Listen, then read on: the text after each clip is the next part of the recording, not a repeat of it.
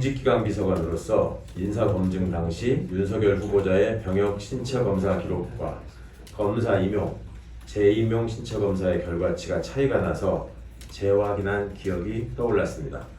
부동시이기도 하고 아니기도 한 두 개의 기록이 동시에 존재했기 때문입니다. 공직기관 비서관실이 고위공직자의 인사검증을 할 때 병역 문제는 굉장히 중요한 사안입니다. 서로 일치하지 않는 신체검사 결과가 존재한다는 사실을 확인하고 윤석열 후보에게 소명을 요구했으며 당시 윤 후보는 세브란스 병원 안과의사 한승한 명의의 진단서를 제출했었습니다.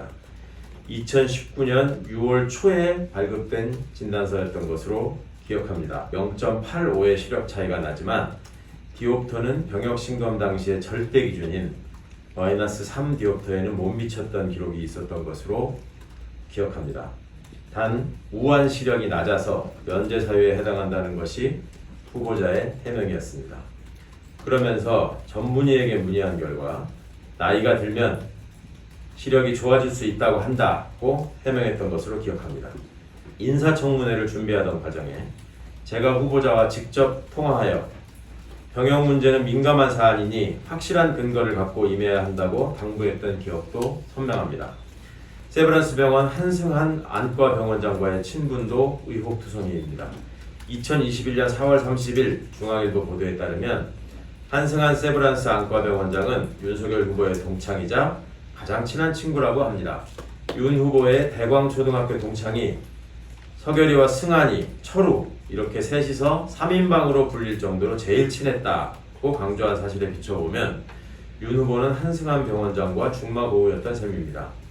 왜 공무원 임용 시에 문제가 없던 시력에 다시 문제가 있다고 판단한 의사가 하필이면 윤 후보의 절친이었는지, 청문회 당시 국회 안경원에라도 같이 가서 검사해보자는 야당 의원의 제안에 굳이 국회 주변도 아니고 거주지와도 멀리 떨어진 분당 서울대병원까지 가서 검사를 해온 것인지 자료의 신빙성을 의심할 수밖에 없는 대목입니다. 윤 후보의 당시 해명과 달리 안과 전문의들은 한 번 발생한 부동시 굴절률에 큰 변화는 없는 것이 일반적이며 시간이 지나서 악화되기는 쉬워도 자연 치유되는 경우는 거의 없다고 밝히고 있습니다. 윤석열 후보는 얼마나 할 게 없으면 그런 얘기까지 하나 검찰총장 인사청문회에서 양당이 다 검증했다며 검증을 거부하고 있습니다. 그러나 이미 검증되었다는 변명과는 달리 인사청문회 제출 자료로 오히려 의혹이 증폭되고 있는 것입니다. 윤 후보는 지체 없이 공신력 있는 검증기관에 가서 제3자 참여하에 제대로 된 신체검사를 받기를 바랍니다. 그것이 윤 후보자가 의혹을 떨칠 수 있는 유일한 방법일 것입니다.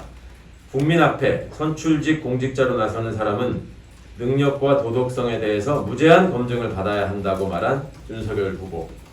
숨길 것이 없다면 두려워 말고 당장 검사에 응하여 국민적 의혹을 말끔히 해소하기를 바랍니다.